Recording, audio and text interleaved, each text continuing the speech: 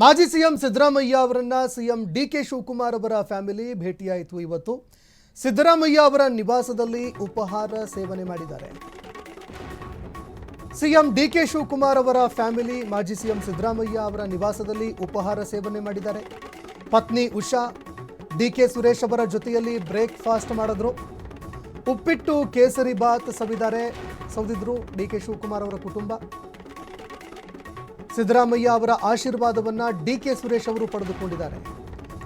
ಇನ್ನು ಡಿಕೆ ಶಿವಕುಮಾರ್ ಅವರ ಈ ಭೇಟಿ ತುಂಬಾ ಕುತೂಹಲ ಕೂಡ ಮೂಡಿಸ್ತಾ ಇದೆ. ಯಾಕಂದ್ರೆ ಈ ಹಿಂದೆ ಸಾಕಷ್ಟು ಚರ್ಚೆಗಳು ನಡೀತು.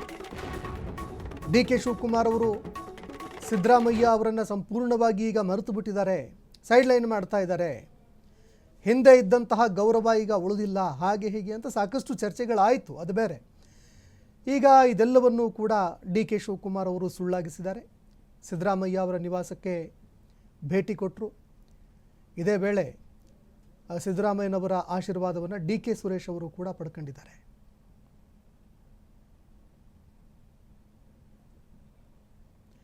ಇನ್ನು ದೃಶ್ಯಾವಳಿಯಲ್ಲಿ ನೋಡುತ್ತಾ ಇದ್ದೀರಿ. ಇದೇ ಸಂದರ್ಭದಲ್ಲಿ ಡಿಕೆ ಶಿವಕುಮಾರ್ ಅವರ ಪತ್ನಿ ಉಷಾ, ಡಿಕೆ ಸುರೇಶ್ ಅವರು, ಅದೇ ರೀತಿಯಾಗಿ ಸಿಎಂ ಡಿಕೆ ಶಿವಕುಮಾರ್ ಅವರು ಮಾಜಿ ಸಿಎಂ ಸಿದ್ದರಾಮಯ್ಯ ಅವರ ನಿವಾಸಕ್ಕೆ ಭೇಟಿ ಕೊಟ್ಟು ಅವರ ಜೊತೆ ಮಾತುಕತೆ ನಡೆಸಿದ್ರು, ಕುಶಲೋಪರಿ ವಿಚಾರಿಸಿದ್ರು.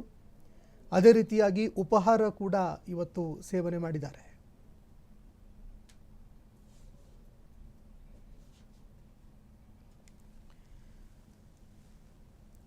ಇನ್ನು ಇದೇ ವೇಳೆಯಲ್ಲಿ ಸಿಎಂ ಸಿದ್ದರಾಮಯ್ಯ ಅವರ ಆಶೀರ್ವಾದವನ್ನು ಕೂಡ ಡಿಕೆ ಸುರೇಶ್ ಅವರು ಪಡೆದುಕೊಂಡಿದ್ದಾರೆ. ದೃಶ್ಯಾವಳಿಯಲ್ಲಿ ನೋಡ್ತಾ ಇದ್ದೀರಿ. ಸಿದ್ದರಾಮಯ್ಯ ಅವರ ಕಾಲಿಗೆ ನಮಸ್ಕರಿಸಿ ಡಿಕೆ ಸುರೇಶ್ ಅವರು ಆಶೀರ್ವಾದ ಪಡೆದುಕೊಂಡರು. ಇದೇ ವೇಳೆ ಸಿದ್ದರಾಮಯ್ಯನವರ ಜೊತೆಗೆ ಕುಳಿತು ಸಾಕಷ್ಟು ವಿಚಾರಗಳಿಗೆ ಸಂಬಂಧಪಟ್ಟಂತೆ ಚರ್ಚೆ ಕೂಡ ಮಾಡಿದ್ರು.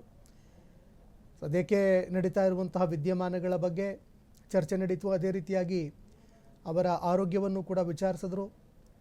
ಅದಾದ ನಂತರದಲ್ಲಿ ಸಿದ್ದರಾಮಯ್ಯನವರ ಜೊತೆಗೆ ಬ್ರೇಕ್ಫಾಸ್ಟ್ ಕೂಡ ಮಾಡಿದ್ದಾರೆ ಇವತ್ತು ಅವರ ನಿವಾಸದಲ್ಲಿ. ಹೀಗಾಗಿ ಈ ವಿಚಾರ ಈಗ ತುಂಬ ಕುತೂಹಲ ಮೂಡಿಸ್ತಾ ಇದೆ. ಏನು ಮಾಡೋದಕ್ಕೆ ಹೊರಟಿದ್ದಾರೆ ಈಗ ಘಟಾನುಘಟಿ ನಾಯಕರು ಇಬ್ಬರೂ ಕೂಡ?